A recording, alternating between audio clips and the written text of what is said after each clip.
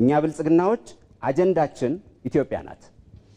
ኢትዮጵያ በትርክት በሁላችን አስተሳሳሪ እና የሁላችን የወንድማማችነትና የእህትማማችነት አስተሳሰብ የጋራ የሁላችን የሆነች ኢትዮጵያን መገንባት እንችላለን ብለን እናስባለን። ጫፍና ጫፍ የቆሙ ነጠላ ትርክቶች ኢትዮጵያን ዋጋ አስከፍለዋታል። ኢትዮጵያውያንን ዋጋ አስከፍለዋል። በዚህም የተነሳ ኢትዮጵያውያንን አንድ የሚያደርግ ነገር ግን ህብረ ብሔራዊነትን ያካተተ ሁሉም ኢትዮጵያውያን የሚሳተፉበት ሁሉም ኢትዮጵያውያን የሚጠቀሙበት ሁሉም ኢትዮጵያውያን ራሳቸውን የሚያዩበትና ኢትዮጵያ የኔ ናት የሚሉበት ስርዓት ኢትዮጵያን ያዛልቃል። ስለዚህ ከታሪክ አረዳድና አጻጻፍ መዘዝ ወጥተን የዛሬውና የነገውን ትውልድ ታሳቢ አድርገን ኢትዮጵያን እንገንባት የሚል ሐሳብ ነው ያለን።